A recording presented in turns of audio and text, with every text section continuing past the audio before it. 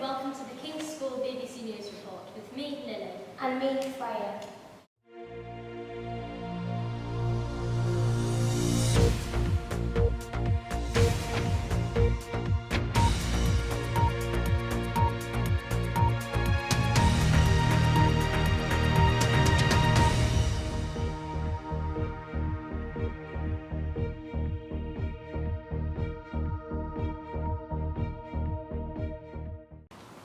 Following the 200th birthday of one of our most acclaimed female authors, we will be asking whether female authors have gained more recognition than male authors over the past 2 centuries for their literary work.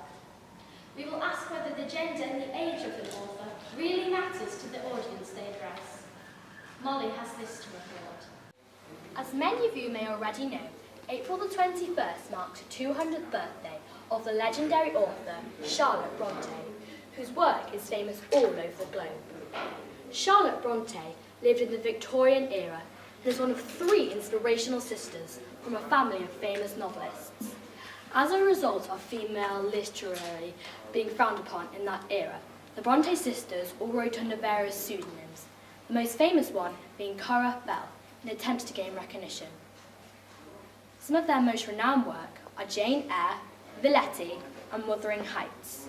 However, Charlotte Bronte is one of relatively few female authors to enjoy this level of recognition. More often than not, it seems that female authors have been neglected in the majority of classrooms. My favourite author is Roald Dahl because his books are imaginative and funny.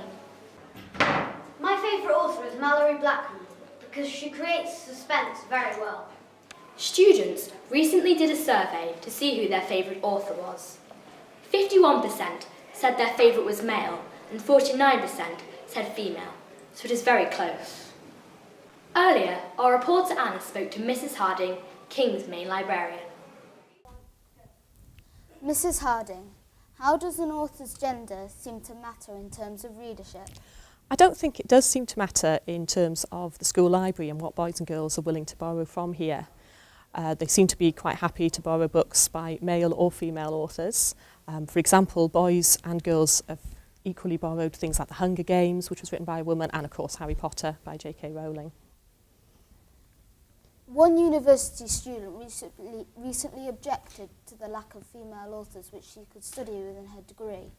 Do you think this is a problem for younger students in schools? It doesn't seem to be such a problem for authors writing for your age group and perhaps a little bit older. I think an issue for adult literature is that sometimes women writers are not seen as being as literary as male writers. This was particularly the case for perhaps some 19th century authors. But the authors that are writing for young people at the moment, that's maybe sort of 11 to 13, and the teenage young adult market, are just absolutely fantastic. And there's a really good range of books being written by both genders. And it doesn't seem to matter either to the people reading them or to things like book awards as well. Male and female authors seem to get equally balanced between for literary book awards, popular book awards, and it just seems fantastic, really. Thank you for your time, Mrs. Harding. You're welcome. Thank you. It seems at this school at least there is a balance between the genders that appeal to students. But why should we care? Does the gender of the author really matter? Author Non Pratt suggested that limiting the gender, or any other element of the writers available to children, suggested that not everyone had a story to tell. For schools, in this world of continuing discussion about gender roles and expectations, it is surely essential we make sure that girls, as well as boys, feel their voice could be heard and their stories shared. It is apparent that this is an ongoing debate. Although we are not suggesting that authors such as Shakespeare, Charles Dickens and C.S. Lewis should be removed from themselves, it certainly seems, though, that Charlotte Bronte and her successors will be worthy of compliments in any school. I'm Molly, reporting from the King's School Chester. Thank you. Next, we will be featuring a local charity, Nicola's Fund, which this year celebrates 10 years of fundraising. This charity was set up to improve the quality of life for children with cancer and to provide help for their families. Jake has this report. 5 days before her 15th birthday, Nicola Riley from Chester tragically lost her life to a cancerous brain tumour. In her final months, parents Debbie and Steve were able to take Nicola out of Clongloyd Hospital and deliver her a lifelong dream. She was able to swim with dolphins in Florida. Every day in the UK, 43 children are diagnosed with cancer. And over the last 20 years, only 3 cancer medications have been approved for children. Thank you, Debbie, for taking time out of your very busy schedule. What do you think Nicola would say if she knew how successful the charity had become? She'd be totally all in all, I think, and very humble that people had raised money to help make her wishes come true, which was to help children with cancer. There are lots of children out there like Nicola. How do you think the charity has benefited those lives?